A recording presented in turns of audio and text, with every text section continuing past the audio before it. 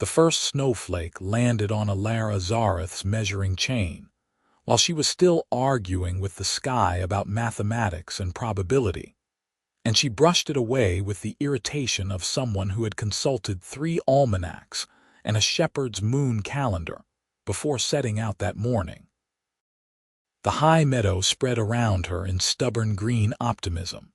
September grass thick enough to hide her boots, wildflowers still blooming in defiant purple clusters along the granite outcrops that marked the upper boundary of what the Territorial Road Commission had ordered her to survey. 6 weeks remained before snow, according to every weather record she had memorized, which meant 6 weeks to finish mapping the eastern approach to Thornmount Pass and return to the commission office in Grayfield, with her charts and elevation tables complete. She had planned it down to the day, accounted for every variable, and nature had no business contradicting her calculations. The second snowflake fell, then a third, and Elara looked up to find the sky transformed from clear autumn blue to a churning mass of gray that seemed to have materialized out of pure spite. She was reaching for her leather chart case, already calculating how quickly she could pack her instruments and descend to the survey camp 3 miles down the valley, when she heard hoofbeats and a man's voice cutting through the sudden wind. "You need to move." The shout came from the ridge above her, where a rider had appeared on a bay gelding that danced sideways against the bit. "The pass is closing." Elara straightened, one hand shielding her eyes against the snow that was falling faster now, thick, wet flakes that caught in her dark hair and melted against her green skin. She could see the rider clearly enough despite the weather, a human man in a heavy canvas coat, broad-shouldered and bareheaded, his light brown hair already dusted with white. "It is September," she called back, as if stating the obvious would somehow reverse the meteorological betrayal currently unfolding around them. "The pass does not close until November. Tell that to the storm." He urged his horse down the slope toward her, the gelding picking its way carefully between rocks. "I have lived here 7 years, and I have seen it happen twice before. Early cold snap hits the high peaks, dumps 3 feet in 6 hours, and the pass becomes a wall until spring. If you are on this side when it finishes, you are staying." She wanted to argue, to pull out her charts and weather tables and prove him wrong with documentation and historical precedent. But the wind was rising to a howl, and the snow was already thick enough that she could barely see the survey markers she had placed that morning. Her camp was too far, she realized with a cold clarity that had nothing to do with the temperature. 3 miles down a narrow trail that would be invisible in minutes, and she had been planning to work until sunset before returning. "My equipment leave what you cannot carry in 2 minutes." He had reached her now, swinging down from the saddle with the easy competence of someone who spent more time on horseback than on foot. Up close, she could see he was younger than his voice suggested, perhaps 30, with gray eyes that assessed her and her scattered instruments with the quick calculation of a man used to making decisions under pressure. "I have a ranch 2 miles west, below the tree line. You will make it there. You will not make it anywhere else." Elara had been on her own since she was 16, working survey crews along the frontier, and she had developed strong opinions about men who issued orders without preambles or courtesy. But she had also developed strong instincts about when to swallow her pride and listen, and those instincts were currently screaming at her to grab her charts and move. She snatched her case, her theodolite, and the leather bag that held her journals, leaving the measuring chain and ranging poles where they lay. 2 miles, less if we hurry. He was already back in the saddle, reaching down to her. "Your hand." She had ridden double before, crammed onto supply wagons and mail coaches, but never behind a human man who pulled her up with the casual strength of someone hauling hay bales, settling her onto the gelding's rump as if she weighed nothing. She was not particularly heavy, slender and built more for climbing hills than breaking heads, but humans often seemed surprised by it anyway, expecting orc women to be massive and finding her disappointingly normal-sized instead. She wrapped one arm around her equipment, the other around his waist, because the alternative was falling off, and tried not to think about how quickly the world was disappearing into white. The ride down became a blur of wind and cold and the gelding's steady movement beneath them, the man guiding the horse with his knees and voice more than the reins, following a path Elara could not see through the horizontal snow.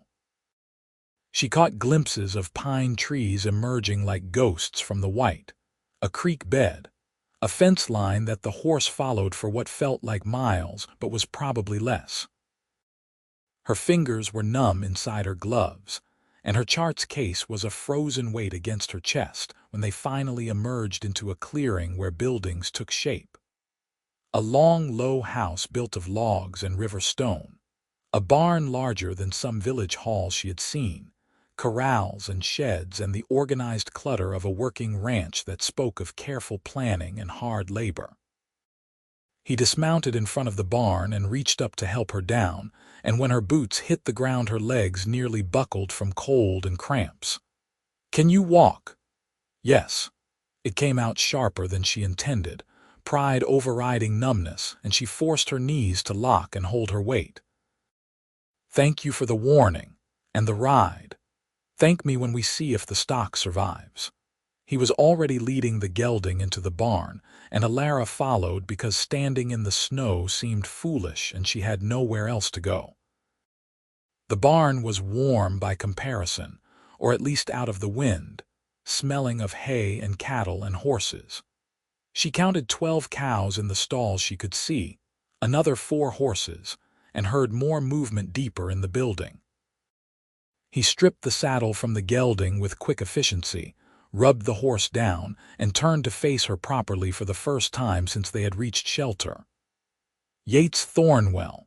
I run beef cattle and some horses. You are with the road survey, Elara Zareth. Lead surveyor for the Eastern Approach Commission." She set her equipment down carefully, flexing her fingers to work feeling back into them. "I had a camp down the valley, 3 other surveyors, 2 assistants, all our supplies. They will have run for the low country when the snow started. They should make it out if they moved fast." He hung the saddle on a rack worn smooth from use and gestured toward the barn door. "The house is warmer than this. We should get inside and figure out what we are dealing with." What they were dealing with, Elara discovered over the next 2 hours, was a complete rearrangement of both their immediate futures. The snow fell without pause, driven by a wind that piled it into drifts against every windward surface, and turned the world beyond the windows into an undifferentiated white void. Yates moved through the house lighting lamps and building up the fire in the main room's massive stone fireplace, explaining his situation in the calm tone of someone reporting facts rather than catastrophes. He had spent the summer buying cattle, young stock purchased cheap from a neighbor who was retiring, gambling that he could winter them and sell them fat next year for 3 times what he had paid. His hay sheds were full, his grain bins adequate, his winter preparations complete for the herd he owned and himself alone. "I did not plan for a guest," he said, setting a kettle on the hook over the fire, "or for being cut off a month and a half early. The pass stays closed until late January in a normal year, February if the winter is hard. If this storm is what I think it is, we are looking at 4 months before the road opens."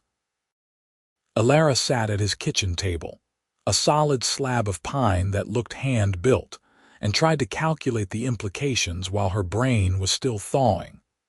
4 months meant missing the commission's winter deadline, It meant her survey incomplete, her maps unfinished, her position possibly forfeit to whichever surveyor the commission sent to replace her in spring.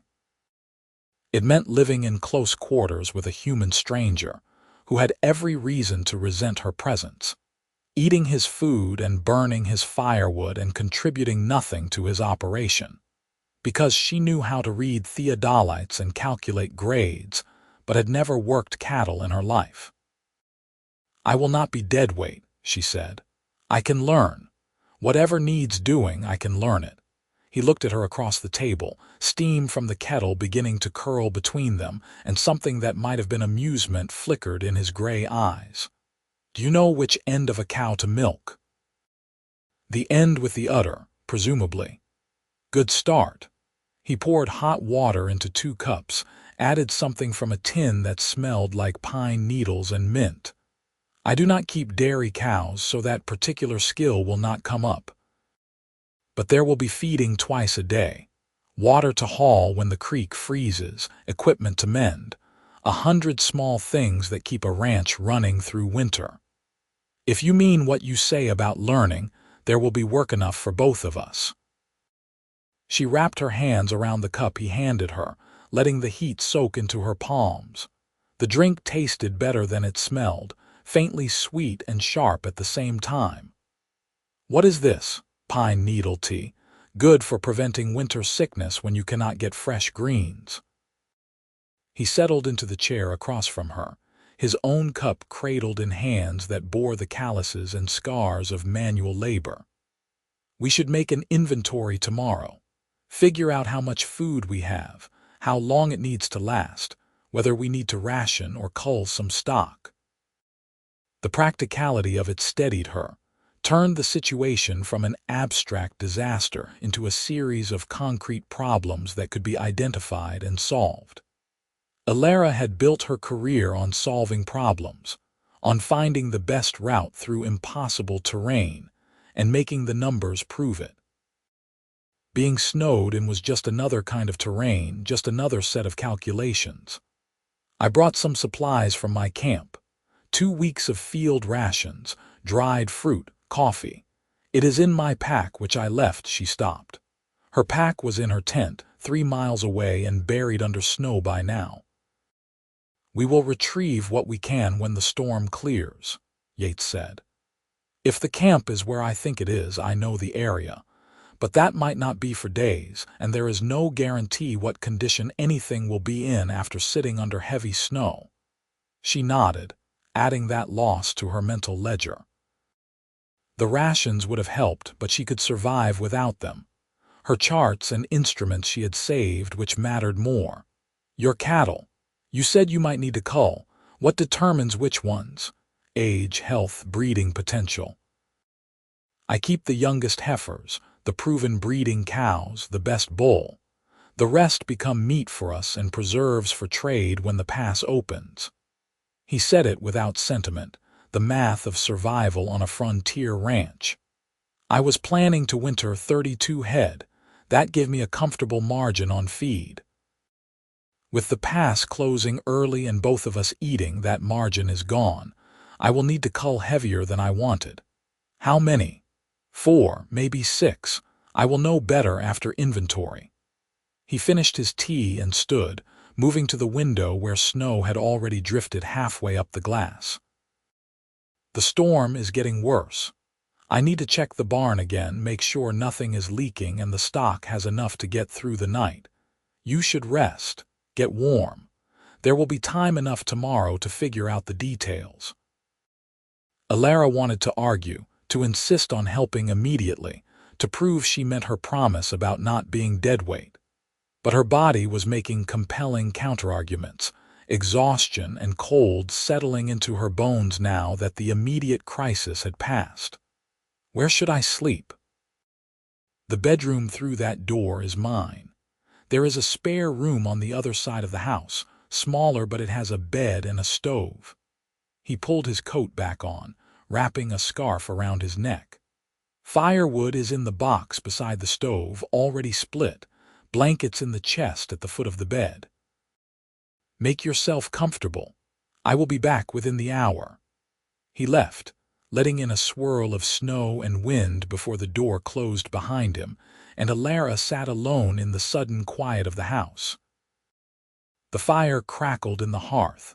Shadows dancing across log walls hung with tools and tack and the accumulated necessities of ranch life. She made herself stand, made herself explore, finding the spare room where Yates had directed her. It was small, as promised, but clean and well kept, with a narrow bed covered in a worn quilt and a small iron stove that she fed carefully, watching the fire catch and spread. The window looked out on white nothing, and she stood there for a long time, watching the snow fall and thinking about the meadow where she had been working that morning. Her ranging poles were still there, buried now beneath drifts, waiting for a spring that was 4 months away. The survey she had spent 3 seasons planning, the commission post she had fought for against a dozen other candidates, the career she had built from nothing, all of it was suspended now in the same white limbo as her equipment. But she was alive, sheltered, and sharing a house with a man who had every reason to curse her presence, but had offered nothing but practical courtesy. That counted for something, perhaps everything. She unpacked her charts that night, spreading them carefully to dry, and slept under borrowed blankets while the storm buried the pass outside. The inventory took all of the next day and part of the one after. The storm had blown itself out by dawn, leaving a world transformed under 3 feet of new snow and drifts twice that height against every structure. Yates moved through it with the steady determination of someone who had weathered hard seasons before, checking his stock and his feed supplies and his water sources with careful attention to detail. Elara followed, learning by watching and asking questions when the answers were not obvious. The hay sheds held 18 tons, Yates estimated, which sounded like abundance until he explained that each cow ate roughly 30 pounds per day through winter, and she did the math. 16,000 pounds meant the supply would last his 32 cattle about 5 months in a normal year, with a margin for waste and poor weather. Cutting 6 head would extend that to nearly 6.5 months, enough to see them through to spring grass with a little to spare. Which 6? Elara asked. They were standing in the main corral where the cattle had gathered to be fed, their breath steaming in the cold morning air. She had learned to tell them apart over the past 2 days, recognizing individuals by markings and temperament. The big red cow with the white face was Boss, because she bullied the feed trough. The small black heifer with nervous eyes was Skitter. The massive bull was Thornberg, a name Yates delivered with a perfectly straight face when Elara asked, "You named your bull after a mountain." "I named him after the mountain range that is visible from the high pasture. He is appropriately sized." Yates pointed to a rangy brown steer, one of the younger animals. "That one goes, and the 2 spotted steers in the corner. They were cheap purchases, small for their age, and they will not bulk up enough by spring to be worth the feed. Then 3 of the older cows, the ones that did not breed this year. I will show you which." The process of culling was less brutal than Elara had expected and more businesslike. Yates shot each animal cleanly with a rifle kept for the purpose, and they spent the next 3 days butchering in the cold barn, working by lamplight and storing the results in a locked shed where the meat would freeze solid and keep until needed. Yates worked with the efficiency of long practice, teaching her the cuts and explaining what each would be used for. And Elara discovered muscles she had not known existed in her back and shoulders from hauling carcasses and sawing through bone. "You are stronger than you look," Yates observed on the 3rd day, watching her wrestle a hindquarter onto the cutting table. "I spent 5 years climbing mountains with survey equipment," Elara said, wiping blood from her hands onto the apron he had lent her. It was far too large, made for his frame rather than hers, and she had tied it twice around her waist to keep from tripping. Before that I carried water for a quarry crew. I am not delicate. I did not say delicate. I said stronger than you look. There is a difference. He made the next cut with the precision of someone who respected his tools and his materials equally. Where did you learn surveying? From a human engineer named Marcus Dewitt, who needed an assistant willing to work for training instead of wages. I was 17 and sleeping in barns. It seemed like a good trade. Was it? I am a lead surveyor at 26. He taught me well. She held the meat steady while he worked. Where did you learn ranching? From my father, who ran a smaller operation in the lowlands. When he died, I sold that place and bought this one. Better grazing, better water, farther from neighbors who objected to selling land to someone young enough to outlast them. He said it without bitterness, another fact in a list of facts. I like it here, even when it tries to kill me with surprise blizzards. They fell into a rhythm over the following weeks, the kind of partnership that develops between people working towards shared survival. Mornings meant feeding the cattle, hauling water from the creek until it froze over and Yates had to chop through the ice daily, checking the health of each animal. Afternoons were for maintenance, mending tack and tools, reinforcing the barn roof where snow load threatened the beams, splitting firewood from the massive pile Yates had laid in during autumn. Evenings were for cooking and eating and the small rituals that made the long, dark hours bearable. Elara had expected tension, the awkwardness of forced proximity between strangers who had nothing in common beyond an accident of weather. What she found instead was an easy companionship that surprised her. Yates was good company, quick to laugh and untroubled by silence, and he treated her presence not as an imposition, but as a simple reality to be worked around. He asked about her surveying work and listened with genuine interest when she explained how to calculate grades and map contours. She asked about his cattle breeding plans and learned more than she had ever intended to know about bloodlines and conformation, and the specific challenges of running beef stock at high altitude. The market favors lowland ranchers, he explained one night while they worked on opposite sides of the kitchen table, Elara updating her charts with notes from memory, Yates mending a bridle that had cracked in the cold. They can fatten cattle faster, get them to market earlier in the year, undercut my prices. The only advantage I have is quality. Cattle that can thrive up here are tougher, healthier, and buyers know it. But I need to prove it, and I need the road to make it practical to move stock to market. The road through Thornmount Pass, Elara said, seeing the connection. The same. Right now drovers have to take cattle 3 days south to reach the low pass, then another week to market. If the commission approves the Thornmount route, I could make the trip in 4 days total. It would change everything for the ranches up here. Elara set down her pen, looking at him across the table. You have a personal stake in my survey. I do. He met her eyes without apology. Is that a problem? It is a conflict of interest if I let it influence my findings. The route either works or it does not, based on grade and stone and water. Your profit is not part of the equation. I would not ask you to lie in your report. Good, because I would not. She picked up her pen again, but the comfortable silence had acquired an edge. The commission sent me because I have a reputation for accuracy, not favoritism. Whatever I tell them about the pass will be true. That is all I want. The truth. He returned to his mending, fingers working the leather with steady precision. If the pass does not work, I will manage some other way. But I would rather know for certain than spend another year hoping. They left it there, but the conversation lodged in Elara's mind over the following days, adding weight to work she had thought purely technical. She had known abstractly that her surveys mattered, that they determined where roads went and who prospered from them.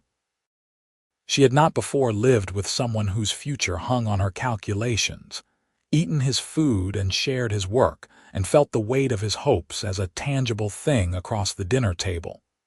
The season turned toward winter in earnest.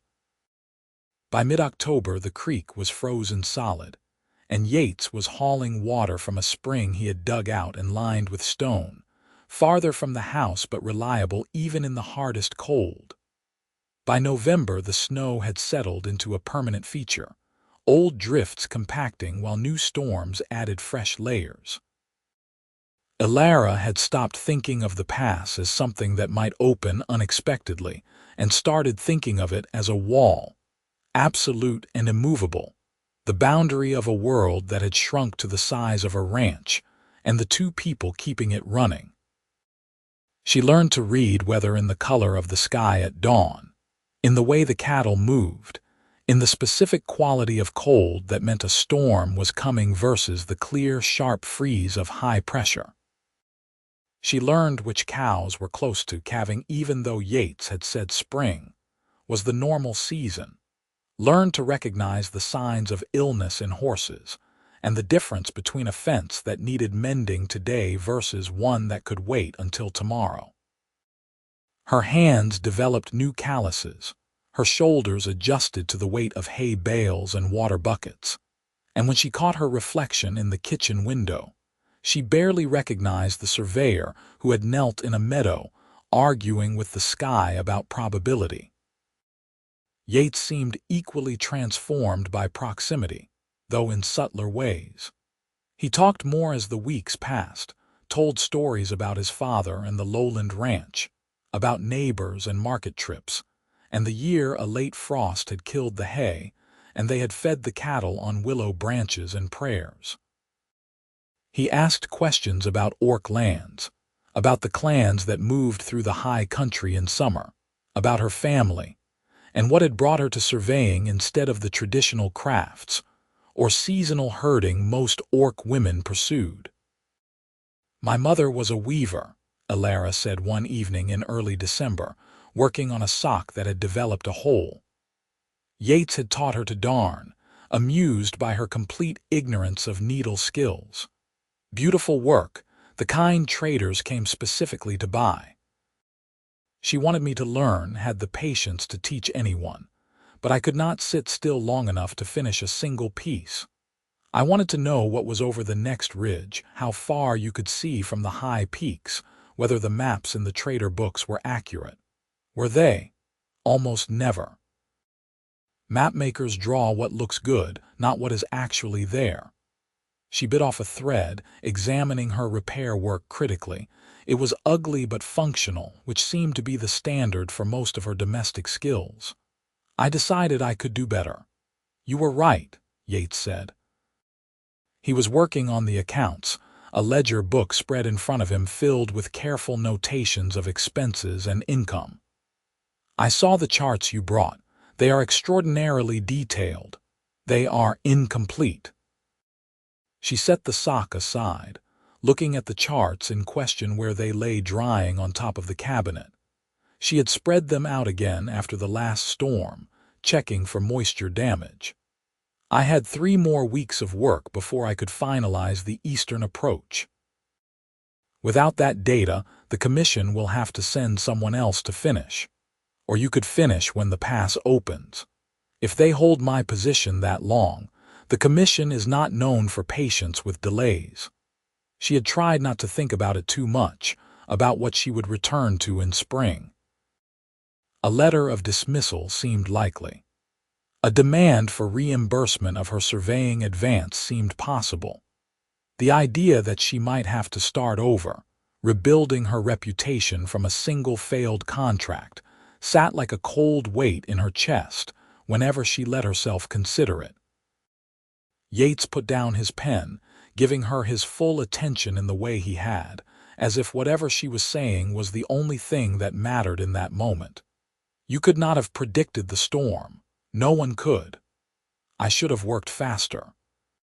Should have prioritized the critical measurements, gotten the data I needed instead of trying to map every detail. Should have known the future, in other words. She laughed despite herself, hearing how absurd it sounded when he said it plainly. Something like that. For what it is worth, I am glad you were thorough. If you had finished early and gone back down, you would have been caught on the trail when the storm hit. Better to be arguing with the sky in a meadow 2 miles from shelter than halfway down a mountain with nowhere to go. It was true, but the idea of it sent a strange chill through her that had nothing to do with temperature. She had been annoyed at the storm for interrupting her work, frustrated by the lost time and compromised survey. She had not let herself think about the alternative, about being caught in open country when 3 feet of snow fell in 6 hours. I suppose I owe the storm a certain grudging gratitude then. You can send it a thank you note in spring. They developed small traditions as the season deepened. Language practice became one of them. An hour each evening where Elara taught Yates words in the orc trading tongue, and he taught her the obscure livestock terminology he used with other ranchers. It started practically. Yates arguing that he should learn basic phrases in case he needed to trade with orc clans, and Elara countering that she should understand ranching vocabulary in case she ever surveyed grazing land again. But it became something more, a game they played with increasing competitiveness, testing each other on pronunciation and laughing at the inevitable mispronunciations. No, the emphasis is on the second syllable, Elara said, trying not to laugh at Yates's attempt to say mountain pasture in her language. Kar thun ah, not kar thun ah. You are saying mountain goat. Maybe I want to talk about mountain goats. Then you are doing wonderfully. She made him repeat it 5 more times until he got it right, or close enough that she decided to declare victory. In return, he drilled her on the specific terms for different qualities of hay, a subject that turned out to be vastly more complex than she had imagined. First cutting, second cutting, meadow hay, timothy, clover, mixed grass. Any of these could be what someone offers you. You need to know which is which. Why would I ever be purchasing hay? You never know. Maybe you will marry a rancher and need to negotiate with suppliers. He said it lightly, a joke thrown out without weight, but something in Elara's chest did a strange sideways shift. She covered it by rolling her eyes and returning to her chart work, but she thought about it later, lying in her narrow bed and listening to the wind howl outside. Marriage had never been part of her plans. She had seen too many orc women trapped by it, bound to a clan's expectations or a husband's authority, their lives narrowing to hearth and children and the endless round of seasonal work. She had wanted something different, had built a career that let her move freely and answer to no one but her own skills. But the word marriage in Yates's voice, offered as a casual hypothetical, did not feel like a trap. It felt like something else entirely, something she was not ready to examine too closely. The game they invented happened by accident. Elara had been working on her charts, trying to recreate from memory the measurements she had lost when her camp became inaccessible, and she had made a comment about Yates's property boundaries. He had corrected her, pointing out that the upper pasture extended farther east than she had drawn, and she had argued that her map was based on territorial records, while his was based on memory and clearly wrong. 20 silver says I am right, Yates said. You cannot prove it until spring when we can reach the boundary markers. Then the bet holds until spring. 20 silver says my memory is more accurate than your territorial records. Elara had taken the bet, and from there it had spiraled. They bet on everything. How many cattle would calve early, what day the first major thaw would arrive, whether Elara could learn to throw a rope well enough to catch a fence post at 20 paces, whether Yates could calculate a grade measurement to within 5% using only eyeball estimation. The stakes were always small, payable in labor or cooking duty, or the loser having to admit defeat in writing, and the competition became fierce. "You are cheating," Elara accused when Yates somehow managed to estimate the slope of the barn roof to within 3% of her theodolite measurement. "I am using skills learned from 15 years of construction work. That is not cheating, that is experience. You let me think you knew nothing about surveying." "I never said that. I said I did not know how to use your instruments. Reading a slope with my eyes is different." She conceded the point and paid her forfeit, which was cooking dinner for 3 days straight. Yates expressed polite appreciation for her efforts and did not comment on the fact that she had somehow managed to burn soup. "I do not understand how it is possible to burn soup," Elara said, staring at the scorched pot in betrayal. "You have a rare talent." Yates was trying very hard not to laugh, she could tell, his mouth twitching at the corners. "We should eat before it gets worse." They ate the soup, which was not actually inedible despite being brown on the bottom, and Elara plotted her revenge. She won the next bet, a complicated wager about snow depth that required them to dig down to the ground in 5 different locations and average the measurements. Yates spent a week hauling all the firewood and admitted defeat in writing, a document Elara tucked into her journal with perhaps more satisfaction than it deserved. Winter deepened. Storms came and went, each one burying the ranch a little deeper, the world beyond the valley ceasing to exist in any practical sense. Elara had stopped calculating the days until the pass might open and started paying attention to smaller measurements. The slow advance of sunset as the solstice passed, and the days began to lengthen. The gradual depletion of the hay supply as they fed their way through Yates's carefully managed stores. The subtle changes in the light and temperature that meant February was approaching, and then arriving. She had been at the ranch for 5 months, longer than she had ever stayed in one place since leaving her mother's clan. She knew every building, every animal, every tool and its specific quirks. She knew that Yates liked his coffee strong enough to strip paint, and that he always checked the barn one final time before bed, even if he had checked it an hour before. She knew he sang while working, old trail songs and ballads she had never heard, and that he could fix almost anything with wire and creativity and stubbornness.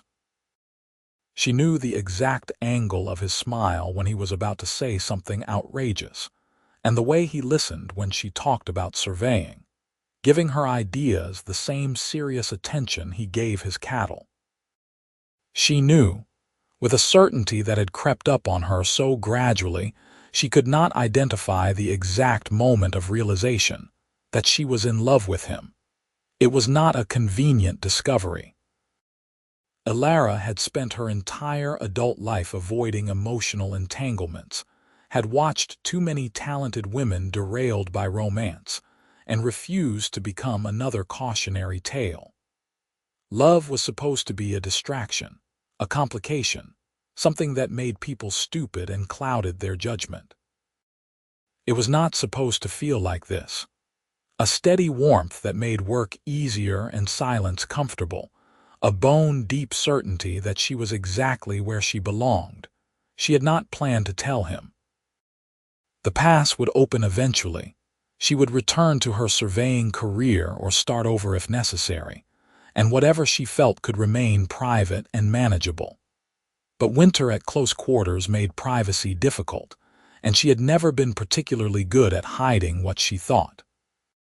It was mid-February, the snow still deep, but the quality of cold changing in ways that suggested spring might eventually arrive.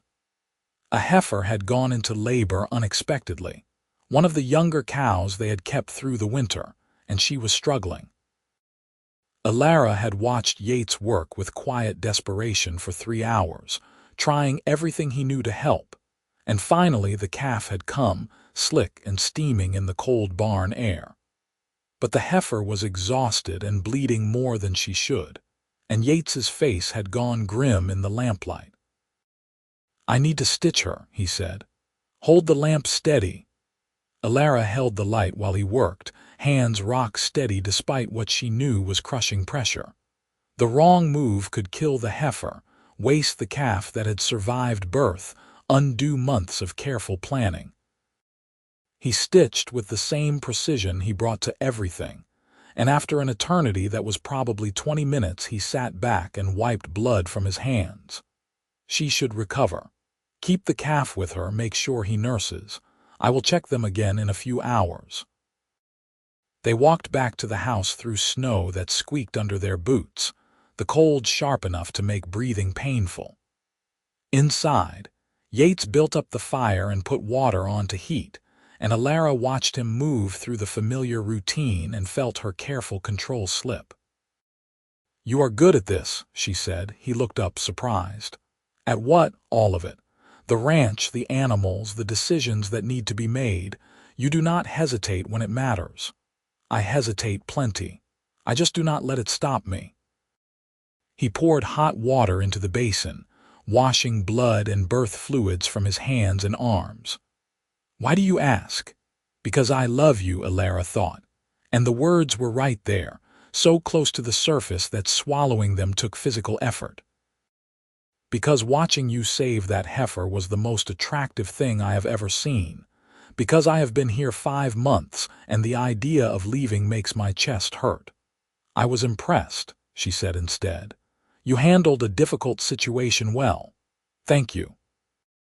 He dried his hands, hung the towel carefully on the rack. "You helped. Holding the light steady matters more than people think." They stood there in the kitchen, the fire crackling and the wind whistling outside, and Elara felt the weight of everything unsaid pressing down like snow on the barn roof. She should go to bed, should retreat to her small room and her narrow bed and the safety of distance.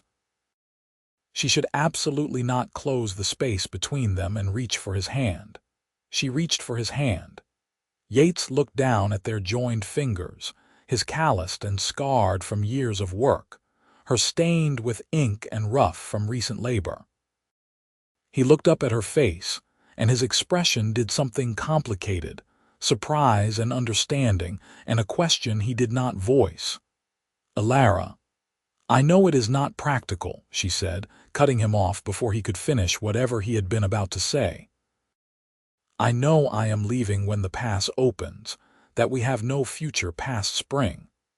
I know you offered me shelter out of necessity and decency, not because you wanted a complication in your life.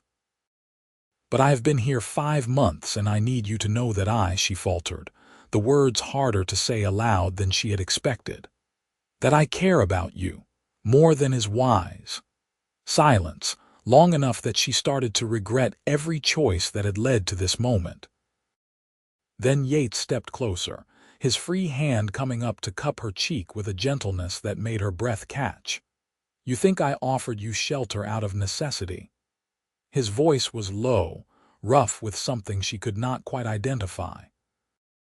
"Elara, I could have taken you to the winter camp at the pass entrance. There is a way station there, a shelter for stranded travelers. It would have been closer than bringing you here, easier than sharing my supplies. I brought you to my ranch because I wanted you here. You did not know me. I knew enough. Knew you were arguing with the weather about mathematics. Knew you grabbed your charts before you grabbed food or blankets. Knew you looked at my offer of help like you were calculating whether accepting made you weak." He smiled, and it was the smile she had come to know so well, warm and a little crooked. "I wanted to know what kind of person argues with snow. An idiot, apparently. An optimist. I like optimists." His thumb brushed her cheekbone, a gesture so casual and so intimate that she felt it in her bones. "And for the record, I have been in love with you since the 2nd week, when you fell into the water trough trying to break the ice and came up swearing in 3 languages. You looked absolutely furious and completely ridiculous, and I thought, there she is. That is the woman I want to spend my life with." Elara's brain, usually so good with calculations and logical progressions, stumbled over the math. The second week. "You have been for 4 months. You have been in love with you." "Yes." He said it simply, as if it were obvious, as if he had not just reorganized her entire understanding of the past 5 months. "I thought you knew, thought you must have noticed." "I am not very good at noticing things that are not topography. I will be more obvious in the future." He leaned down, slowly enough that she could have pulled away if she wanted to, and kissed her with the same gentle certainty he brought to everything else. It was not her first kiss.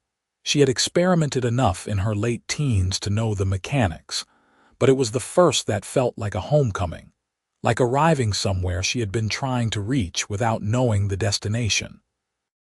When they finally broke apart, she was smiling so hard her face hurt. That was adequately obvious. Only adequately. I will need several more examples to properly calibrate my observations. He laughed and kissed her again, and then again, and they ended up on the worn sofa in front of the fire.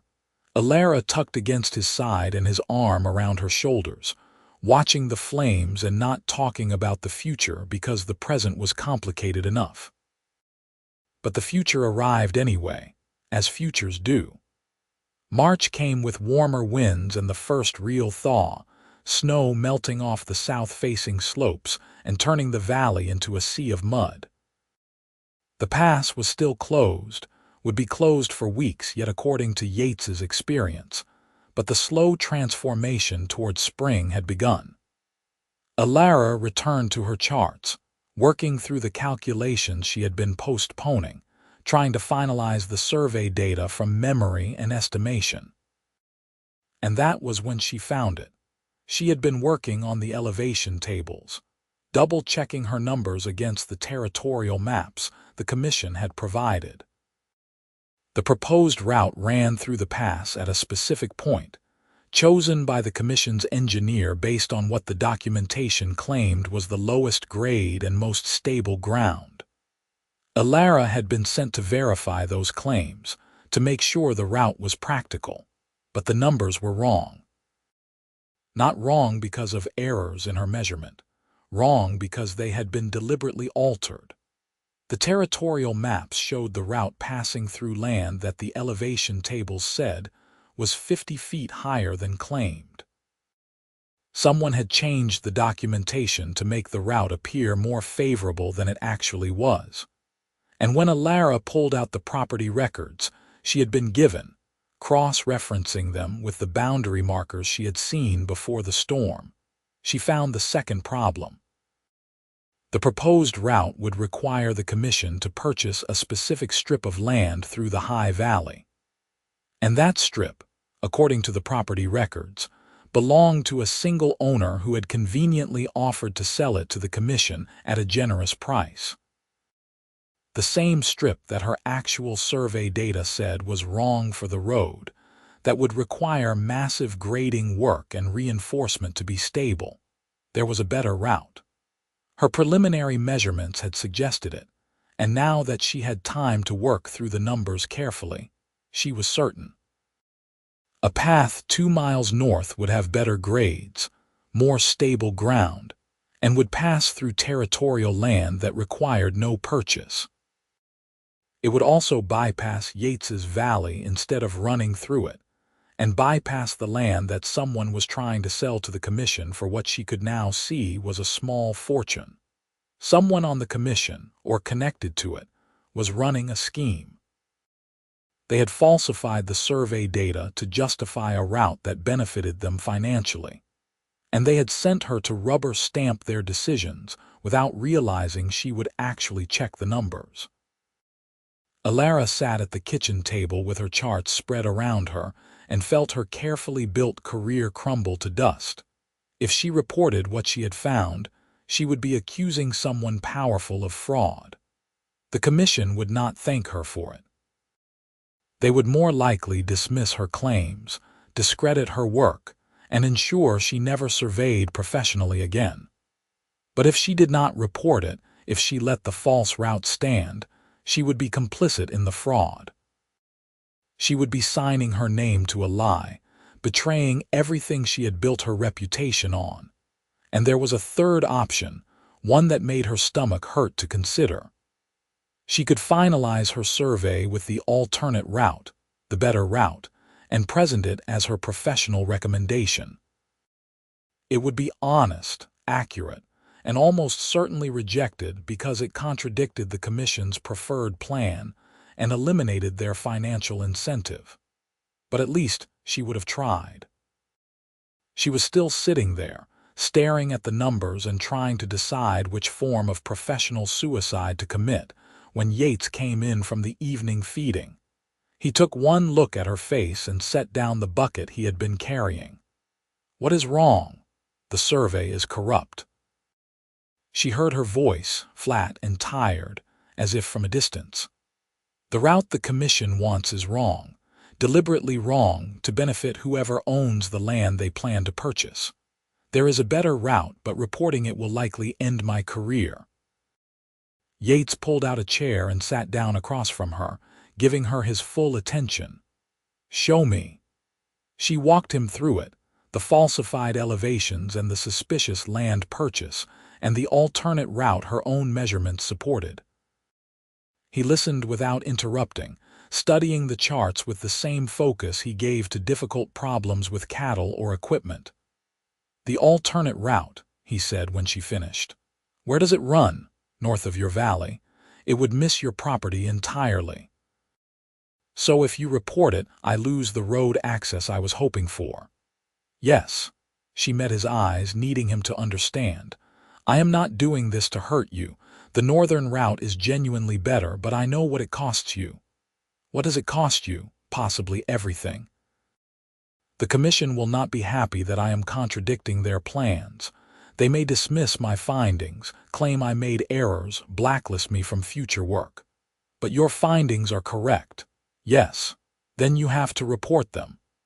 He said it with absolute certainty, as if the decision was obvious. "You cannot build a career on lies, Elara, even if telling the truth tears down what you have already built. Easy for you to say. You are not the one losing everything. Neither are you. You are losing a position with a corrupt commission and gaining a reputation for honesty even when it costs you. That is not nothing." She wanted to argue, to point out that reputation did not pay for food or shelter or the equipment she would need to work independently. But he was right, and they both knew it. She had spent her entire career building a name for accuracy and integrity. Throwing it away now to protect a fraud would be worse than starting over. "I need to redraft the survey," she said finally. "Include the alternate route with full documentation. Show why it is superior to the commissioned route. It will take weeks. The pass will not be open for weeks. You have time." She nodded, already reaching for fresh paper, her mind shifting into the focused clarity that came when she had a problem to solve. Yates stood, moved to the kitchen to start dinner, and they settled into the familiar rhythm of evening work. But something had shifted, she realized. He had not tried to talk her out of reporting the fraud, had not suggested she might prioritize his access road over her principles. He had simply assumed she would do the right thing, even when it hurt. That trust felt more valuable than any commission appointment. She worked on the revised survey for 3 weeks, drafting and redrafting until every number was perfect, and every conclusion was supported by multiple measurements. The alternate route was superior in every meaningful way. Better grades, more stable ground, shorter construction timeline, and lower cost. She documented everything, included her methodology and her raw data, built a case that even a corrupt commission would have trouble dismissing out of hand. And when she was finished, she showed it to Yates one final time, walking him through the conclusion she had reached. The northern route saves the Commission approximately $30,000 in construction costs and eliminates the need to purchase the disputed land. It adds 8 miles to the total road length but improves safety and reduces maintenance. For your purposes, it means the road will not run through your valley. But it still gives me better access to market than I have now. Yes. The northern route connects to the main valley road about 10 miles from here. You would need to drive your cattle that far to reach it, but after that the route to market is direct. Better than the 3-day southern route you use now. He studied the charts, tracing the proposed line with one finger. You do good work. I do accurate work. Whether it is good depends on whether anyone listens to it. They will listen. He looked up at her, gray eyes serious, because you are going to make them listen. You are going to take this to the Commission and defend it until they have to accept it or publicly explain why they are rejecting a superior route. That is optimistic. You said you liked optimists. She smiled despite the knot of anxiety in her chest. I said you liked optimists. I am beginning to understand why. The pass opened in late March, the road through becoming passable for the first time in nearly 5 months. Yates made the trip first, riding down to check conditions and confirm that the way station was staffed and ready for travelers. He came back with news. The survey camp had been dismantled, and the rest of Elara's team had made it safely back to Grayfield before the worst of the winter storms. Her equipment that had been left in the meadow was buried under snow and likely damaged, but Yates thought they could retrieve it once the high country thawed. The Commission has sent letters asking about your status, he added. The way station keeper has them. You are expected to report to the main office as soon as you can travel. Expected, not invited. Elara heard the difference. How angry do they sound? Hard to say from letters, but they want answers. She packed her charts and her instruments and the careful documentation she had spent 3 weeks perfecting. Yates packed supplies for the trip down, enough for both of them because he was coming with her, and had refused to entertain arguments about it. You are not facing the Commission alone, he said. I have business in Grayfield anyway, cattle to sell, supplies to buy. We can travel together. It was a flimsy excuse and they both knew it, but Elara was too grateful to argue. The idea of riding down alone to face whatever waited for her at the Commission office made her chest tight with anxiety. Having Yates beside her, solid and certain and completely unimpressed by bureaucratic authority, made it bearable. They left on a clear April morning, the valley bright with snowmelt and early grass. Elara looked back once at the ranch, at the buildings that had been her entire world for 5 months, and felt a sharp pang of loss. She had been happy there, happier than she had ever been working her way up the survey ranks. The work had been hard and the conditions had been difficult, and she had loved every minute of it. We will come back, Yates said, reading her expression with the ease of long familiarity. This is not goodbye to the ranch, just a temporary departure. You assume I will want to come back. I assume I am not letting you disappear into surveying work and forgetting you made me promises. I made you no promises. Then I am making them to you. When you are finished with the Commission, we are getting married and you are coming home. Unless you have objections. She twisted in the saddle to look at him, this rancher who had pulled her out of a blizzard and taught her to tell cattle apart and somehow, impossibly, fallen in love with her. That is a terrible proposal. I will do better when I have time to plan. Right now I just need you to know that this, he gestured between them at the ranch, at the world they had built together through a hard winter, does not end when you file your survey. It ends when one of us decides to walk away and I am not walking. So the question is whether you are. No, she said it without hesitation, certain as she was of any measurement or calculation. I am not walking away. Good.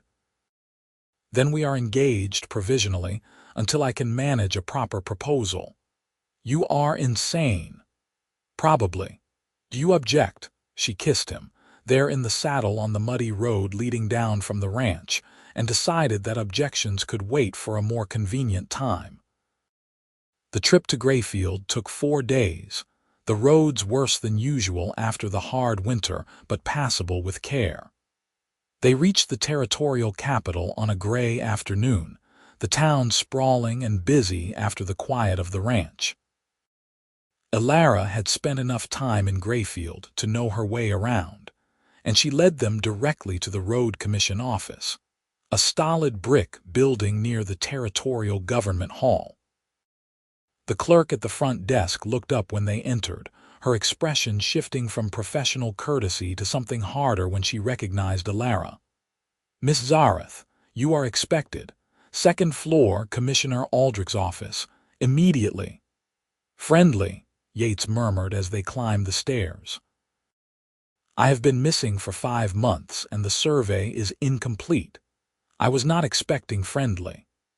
Commissioner Aldrich's office was a large room overlooking the main street, furnished with heavy dark furniture and walls covered in maps and survey documents.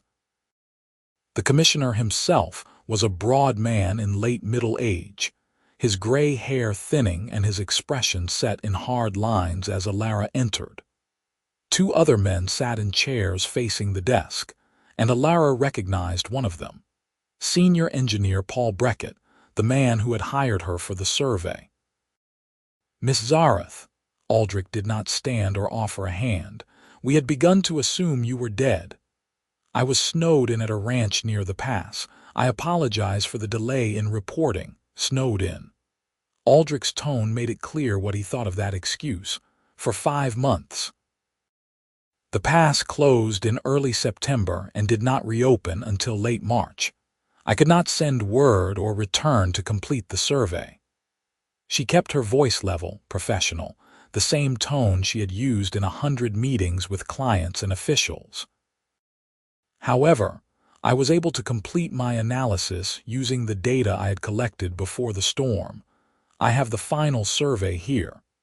She set her charts case on the desk, began unpacking the documents. Aldrich watched with narrowed eyes, and the third man, someone Elara did not recognize, leaned forward with obvious interest. "Your analysis," Aldrich said slowly. "You mean the verification of our proposed route?" "No, sir. I mean my professional assessment of the best route through Thornmount Pass, based on comprehensive elevation and stability measurements." The temperature in the room seemed to drop.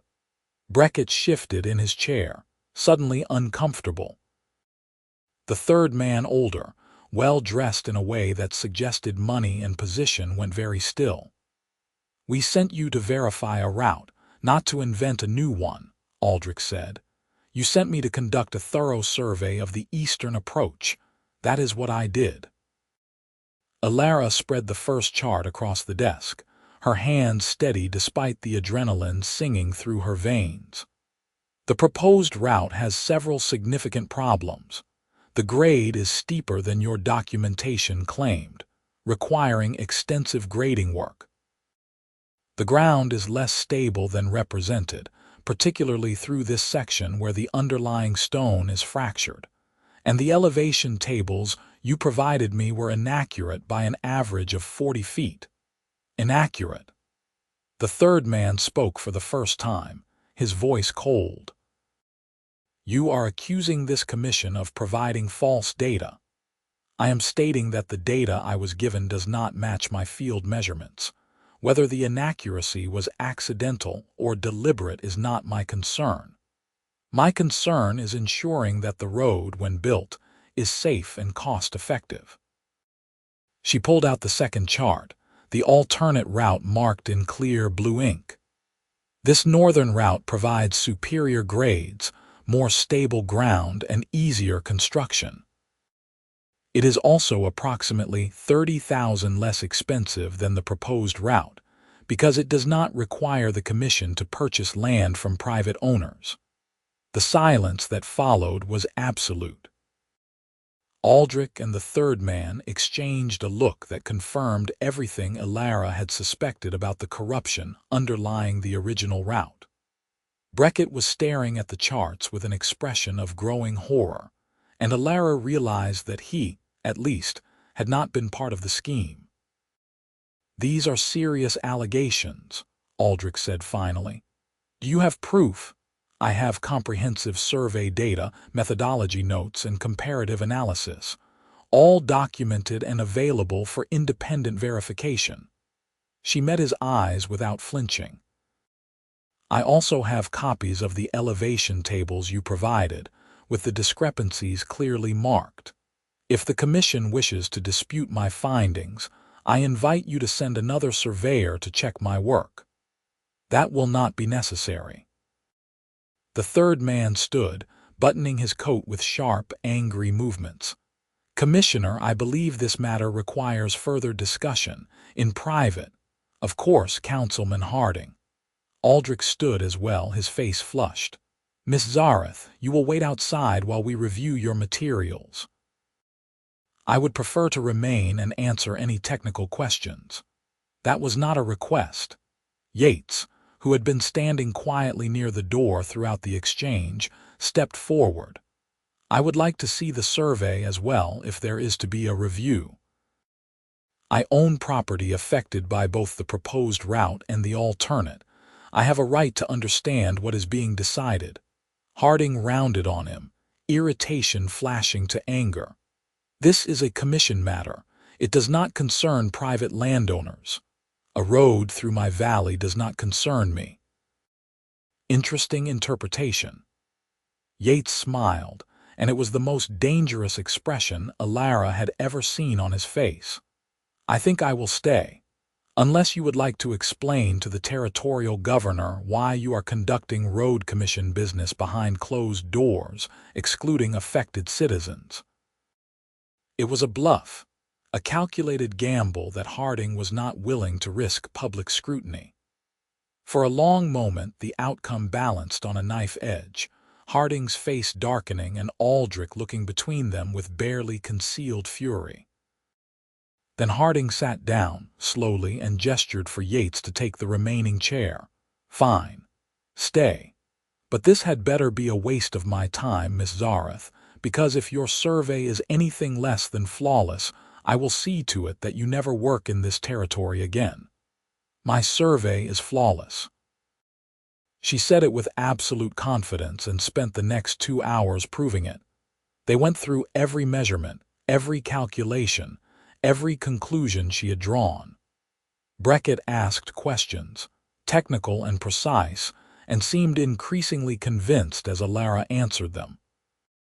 Harding tried to find errors, challenged her methodology and her instruments and her experience, but she had anticipated every objection and documented everything. Aldrich grew quieter as the review progressed, his anger cooling to a kind of resigned calculation. Finally, when they had been over the survey 3 times and the sun was setting outside the windows, Beckett sat back and addressed Aldrich directly. "She is right.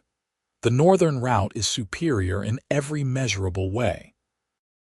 I do not know how our original data was so far off, but I can verify that her measurements are consistent with proper surveying practice. We should adopt her recommendation." "That is not your decision to make," Harding said. "Actually, it is." Beckett pulled a folder from the stack on Aldrich's desk, opened it to show what Elara recognized as her original contract. Miss Zareth was hired as lead surveyor with full authority to make route recommendations based on her professional judgment. Her contract gives her final say on technical matters. We can reject her survey, but only if we can show clear errors in her work. "Can you show clear errors, Councilman?" Harding said nothing, but his expression was answer enough. "Then I recommend we accept the survey as filed and begin planning for the northern route." Beckett looked at Elara with something that might have been respect. Contingent, of course, on Miss Zareth being willing to continue as our surveyor for the construction phase. We will need her expertise to stake out the route and supervise the initial grading. It was the last thing Elara had expected, an offer of continued employment when she had been braced for dismissal and accusations. Yes, I would be willing to continue, assuming terms can be agreed. We will draw up a new contract. Better pay this time, I think, for work of this quality. Beckett stood, extending his hand. Thank you, Miss Zareth. You may have just saved this commission from making a very expensive mistake. She shook his hand, hardly daring to believe it was over. Aldrich signed the papers accepting her survey with a face like he was swallowing poison, and Harding left without another word, his anger palpable even in his silence. But it was done. The survey was accepted, the alternate route approved, and her career was intact. More than intact, she realized as she and Yates left the building and stepped into the cool evening air. She had just become the surveyor who had stood up to corruption, and one who had defended her work against political pressure, and emerged with her reputation enhanced rather than destroyed. It was the kind of moment that defined careers. You did it, Yates said. He was grinning, proud and delighted and completely unsurprised. They tried to bury you and you made them accept that you were right. Beckett made them accept it. I just provided the data. You provided the courage. Beckett gave you the technical support, but you were the one who walked in there knowing they might destroy you and did it anyway. He pulled her into a hug, right there on the street where anyone could see, and Elara stopped caring about propriety or professional dignity and hugged him back. Thank you for coming with me, she said against his shoulder. I could not have done that alone. You could have, but I am glad you did not have to. They found rooms at a boarding house that night, separate and respectable, because Yates insisted on preserving at least the appearance of propriety until they were actually married. Elara lay awake in the unfamiliar bed and thought about the future that had just opened up in front of her. The commission wanted her to supervise construction, which meant at least another year of work in the territory. After that, she could write her own ticket, work anywhere she wanted with the reputation she had just built. Or she could marry a rancher and split her time between surveying and helping run a cattle operation in a high valley near Thornmount Pass. It should have been a difficult decision: career versus personal life, ambition versus love. But lying there in the dark, thinking about the ranch and the cattle and the man who had taught her to darn socks and bet on snow depth, Elara found it was the easiest decision she had ever made. She wanted both. And for the first time in her life, she thought she might actually be able to have both. The spring unfolded in a series of practical steps.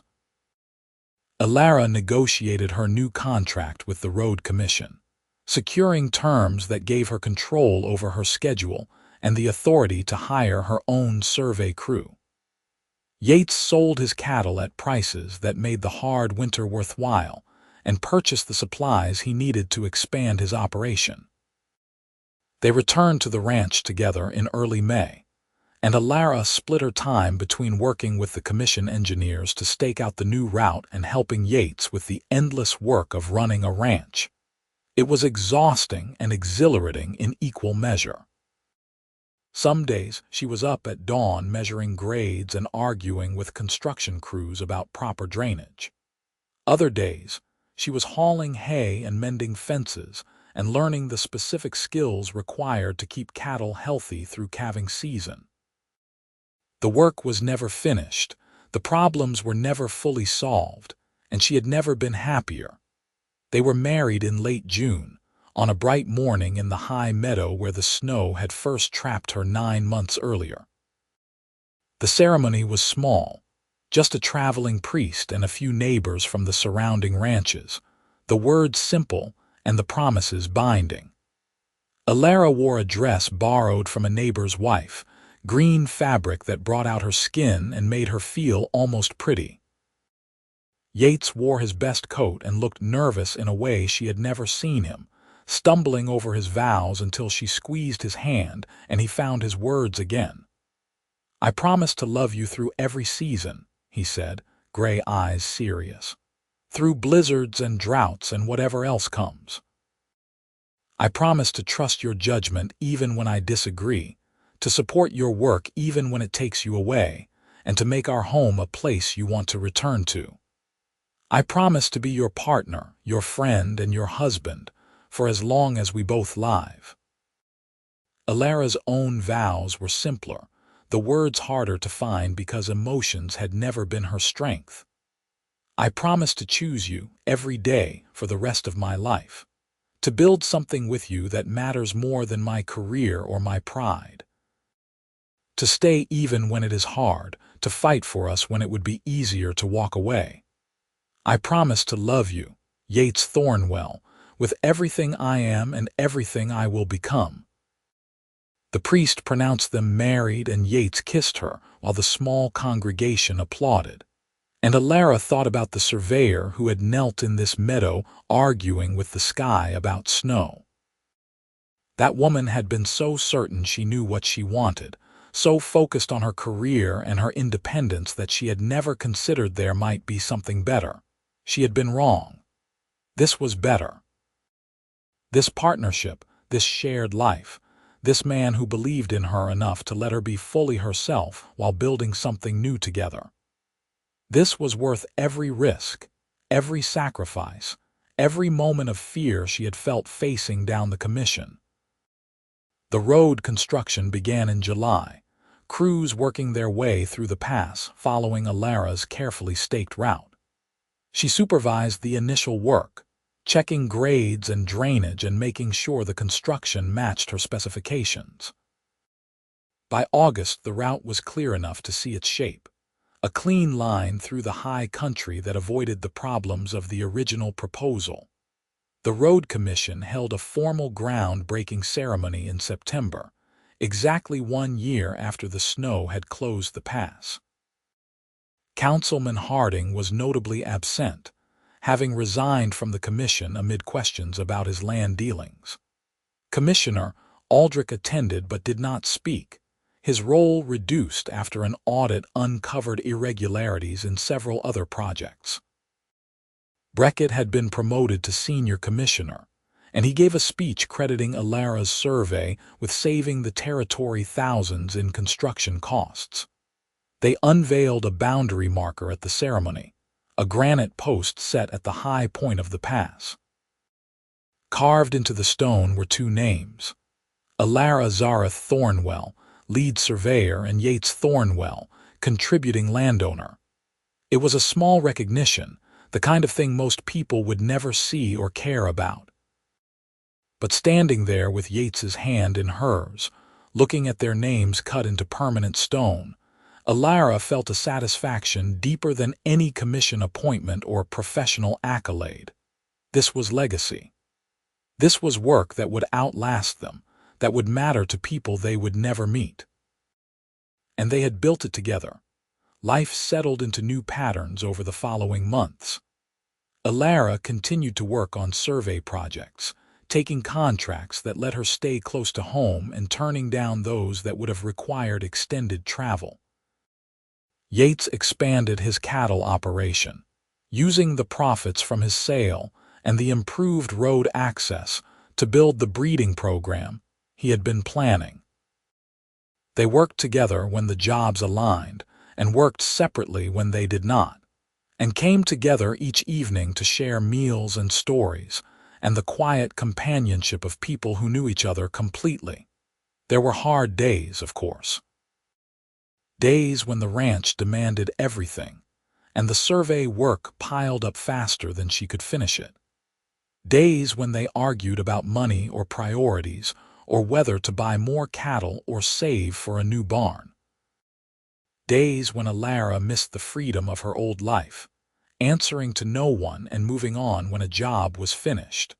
But those days were outnumbered by the good ones. Days when a difficult survey came together perfectly, when the cattle thrived and the grass grew thick, when she and Yates worked side by side and made hard things look easy.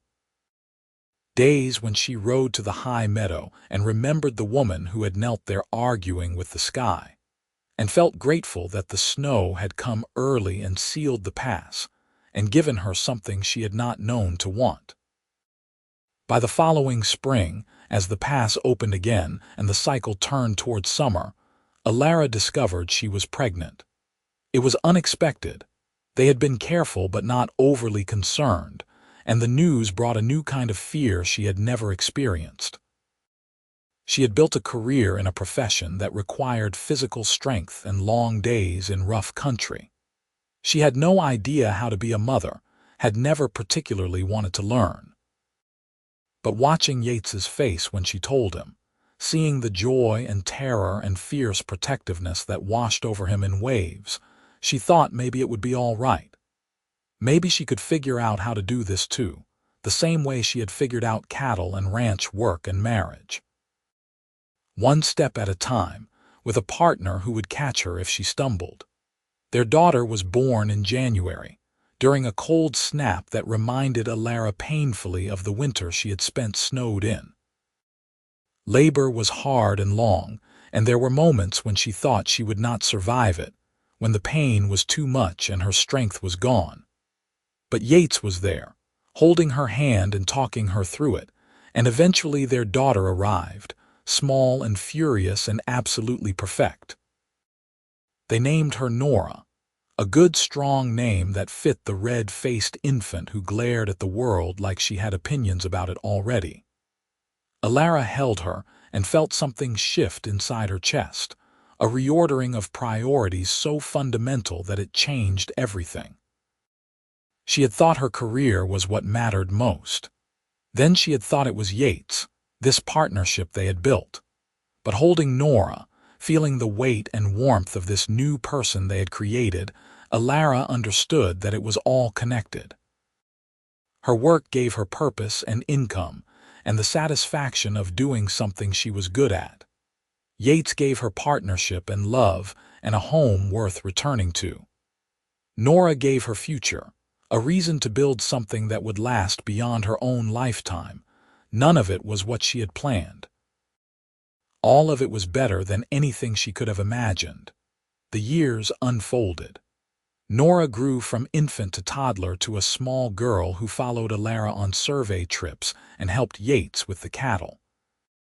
A second daughter arrived when Nora was 3, named Zara for Elara's mother who had died the previous winter.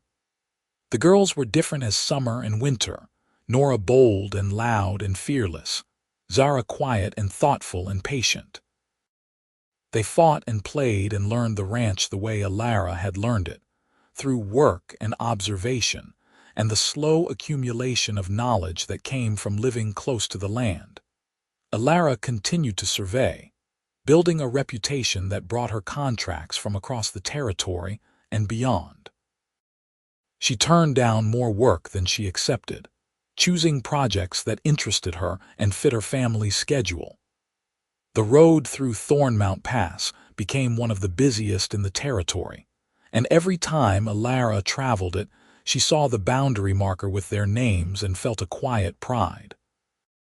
Yates built his cattle operation into one of the most successful in the region, his breeding stock sought after by ranchers who recognized quality. He never talked about the hard winter when he had almost lost everything, but Elara knew he remembered it. Knew it shaped his decisions, made him cautious with expansion and careful with his margins. They were good together, she thought, better than good. They had built a life that was messy and complicated and full of work, but it was theirs. And when she thought back to the woman who had knelt in a meadow arguing with the sky about probability, who had been so certain she knew what she wanted, Elara could only be grateful that the weather had proven her wrong. Sometimes the best things in life were the ones you never planned for. Sometimes getting stranded in a blizzard was the beginning of exactly where you needed to be. On a summer evening 15 years after that first snow, Elara and Yates rode up to the high meadow where their story had started. The girls were home with a neighbor, the cattle were settled for the night, and they had a rare evening with nothing demanding their immediate attention. The meadow was thick with grass and wildflowers, the same defiant purple blooms that had been there that September day. "You ever regret it?" Yates asked. They were sitting on a granite outcrop, watching the sun set over the mountains. "Giving up the freedom you had before you got stuck with me." Elara leaned against his shoulder, comfortable and content in a way that still surprised her sometimes. "You are asking if I regret the best thing that ever happened to me. I am asking if you wonder what your life would have been like if the snow had held off another 6 weeks, if you had finished the survey and moved on to the next project."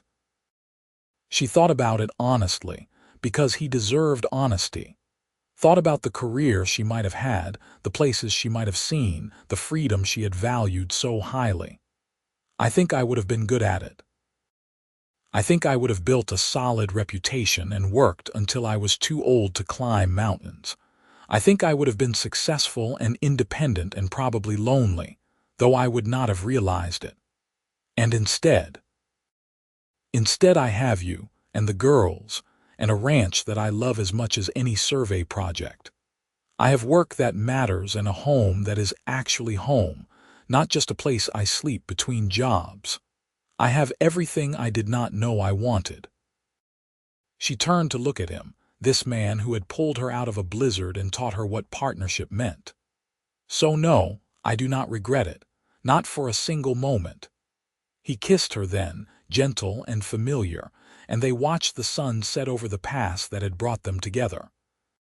Somewhere below them, the road ran through the mountains, carrying travelers and trade and the future they had helped build. Somewhere in the ranch house, their daughters were probably fighting over who got the last piece of bread. Somewhere in Grayfield, the commission was planning new projects that might or might not need a surveyor with a reputation for honesty.